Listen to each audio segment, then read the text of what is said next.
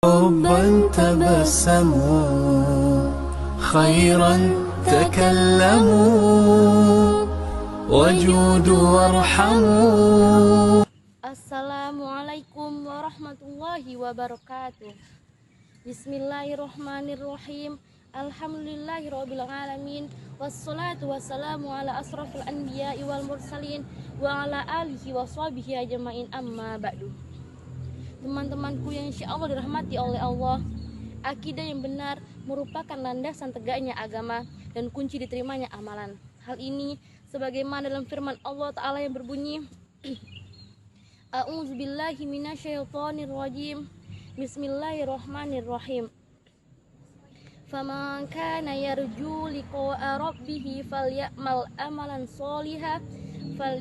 amalan sholihan wa la yusrik bi ibadati rabbih ahada. Yang artinya, maka barang siapa yang mengharapkan perjumpaan dengan Tuhannya, hendaklah dia beramal solih dan tidak mempersekutukan sesuatu apapun dengannya dalam beribadah kepadanya. Quran Surah Al-Kahfi ayat 110. Ayat mulia ini menunjukkan bahwa amalan tidak akan diterima apabila tercampuri dengan kesyirikan. Oleh sebab itulah, para rasul sangat memperhatikan perbaikan akidah sebagai prioritas pertama dakwah mereka. Inilah dakwah pertama yang diserukan oleh para rasul kepada kaum mereka, menyembah kepada Allah saja dan meninggalkan penyembahan kepada selainnya. Bahkan setiap rasul mengajak kepada kaumnya dengan seruan yang serupa, yaitu, wahai kaumku, sembahlah Allah dan tiada sesembahan bagi kalian selain Dia.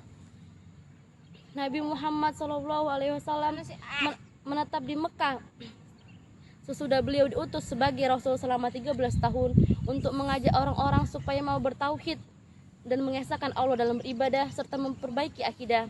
Hal ini dikarenakan akidah adalah fondasi tegaknya bangunan agama. Para dai penyeru kebaikan telah menempuh jalan sebagaimana jalannya para nabi dan para rasul dari zaman ke zaman.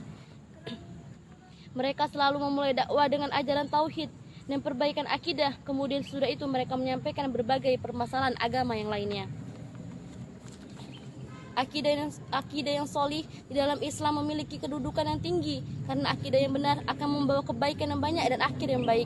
Sebaliknya, akidah yang rusak akan membawa kepada keburukan dan akhir yang jelek.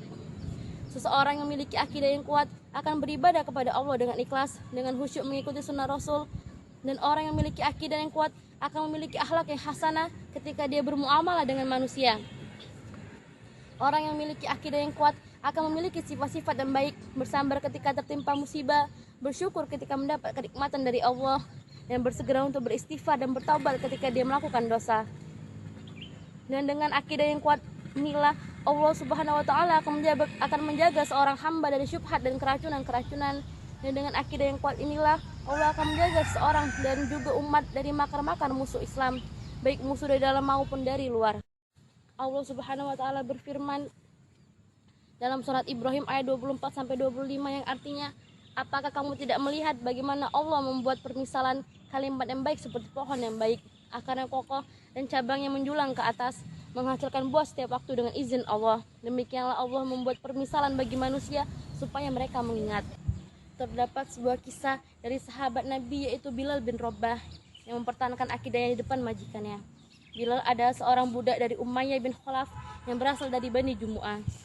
Umayyah merupakan orang yang amat membenci Rasulullah dan dakwah Islam yang dibawanya. Ia selalu menyumpahi agar Muhammad gagal dalam mendakwahkan agamanya. Suatu hari datang seseorang ke rumahnya yang menyampaikan dakwah Rasulullah dengan berbagai ajaran yang dibawanya. Umayyah semakin jengkel mendengar apa yang dilakukan Muhammad. Namun di sisi lain, Bilal bin Rabah mendengarkan apa yang dikatakan tamu majikannya itu. Bilal merasa takjub hingga akhirnya Bilal menghadap Rasulullah dan menyatakan masuk Islam. Bilal merasa bahwa Islam adalah agama yang paling benar. Dan mendengar Bilal masuk Islam, Umayyah meminta dan memaksa agar Bilal keluar dari agama Islam.